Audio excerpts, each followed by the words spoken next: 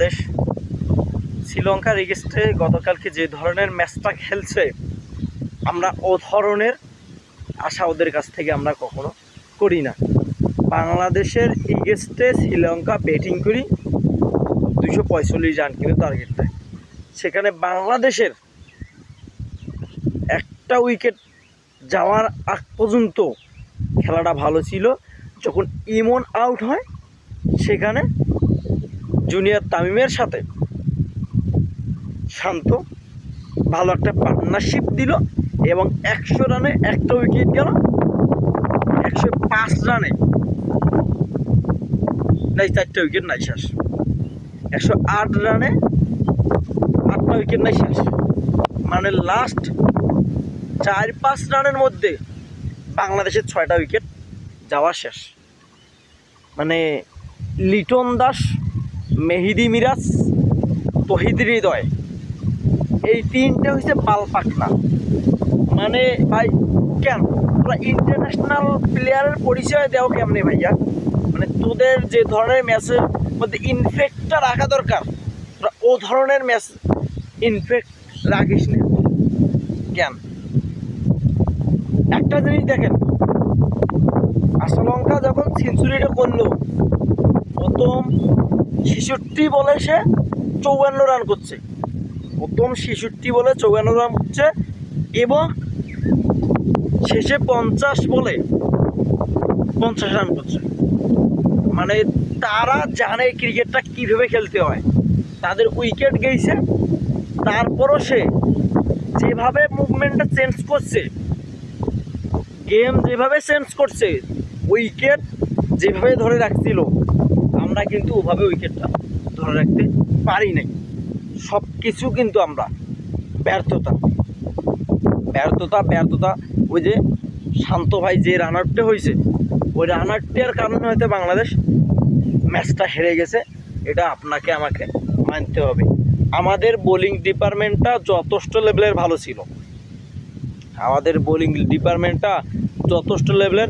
ভালো ছিল। তাসকিন 4 মাস পর ফিরিয়া সে দুর্দান্তভাবে বল করছে এবং মুস্তাফিজ ভাই ইনজুরি থাকার পরও কিন্তু বল করছে। শান্ত আমার বল করছে। মানে আমাদের সবচেয়ে বড় সমস্যা হচ্ছে টিম সিলেকশন। এই যে লিপু কাকা দিন শেষে ক্রিকেট বোর্ডটার বেতন নিয়েছে, কিন্তু এই টিম সিলেকশনের সময় আসিয়া তাদের আসলে ঘাবলা আছে। সোহান দিনের পর দিন পারফর্ম করতেছে, তারপরও তার দলে কোনোভাবে জায়গা হচ্ছে না। অথচ লিটন দাসটা দিনের পর দিন রান করতে পারতেছে না, তারপরেও কিন্তু লিটন দাসটা সুযোগ দিচ্ছে। অথচ সোহানটা কোনোভাবে সুযোগ দেওয়া হচ্ছে না। মানে আমাদের ক্রিকেটটা আজকে কোথায়? আমাদের ক্রিকেটটা নাই। লাস্ট 5 ওভারে আমাদের উইকেট নাই প্যাকেট।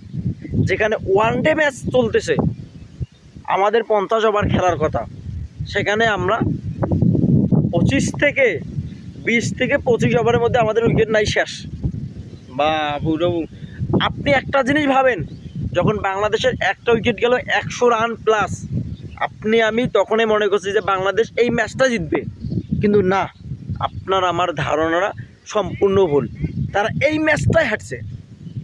শ্রীলঙ্কার এগেইনস্টে তারা ম্যাচটাই কিন্তু হারছে। আমি যখন ভাবলাম বাংলাদেশ যে ম্যাচটা জিতবে, বাংলাদেশ যদি গতকালকের ম্যাচটা যদি জিততো, তাহলে তারা কিন্তু একটা ম্যাচে আগে থাকতো, তারা লিড দিত সব সময়, এবং পরে ম্যাচ আর একটা জিতলে কিন্তু সিরিজটা ডান ছিল। যখন বাংলাদেশের জন্য অনেক কষ্ট হচ্ছে, এদিকে ইন্ডিয়া আবার বাংলাদেশের এগেইনস্টে সিরিজ খেলবে না, ইন্ডিয়া সিরিজ ক্যান্সেল করছে। যাই হোক, কোনো ব্যাপার না।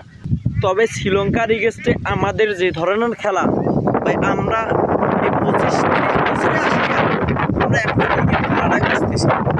ক্রিকেট খেলা নিয়ে যত সমস্যা, আমরা ক্রিকেট খেলাটাই বুঝি না। বালপাকনা মেহেদী মিরাজ ক্যাপ্টেন, এই বালপাকনা যত নষ্টের। আমি আপনাদের এই কথাগুলো বলতেছি মনের ক্ষোভ নিয়ে।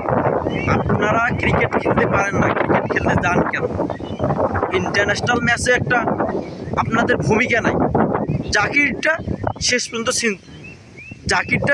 50 করলে এবং 61 রানের একটা ইনিংস খেলছে জুনিয়র তামিম। তাকে নিয়ে কোনো কথা হবে না।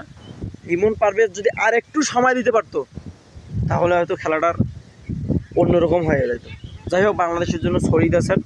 বাংলাদেশ, তোদের কপালে দুঃখ আছে রে ভাই, তোদের কপালে দুঃখ আছে।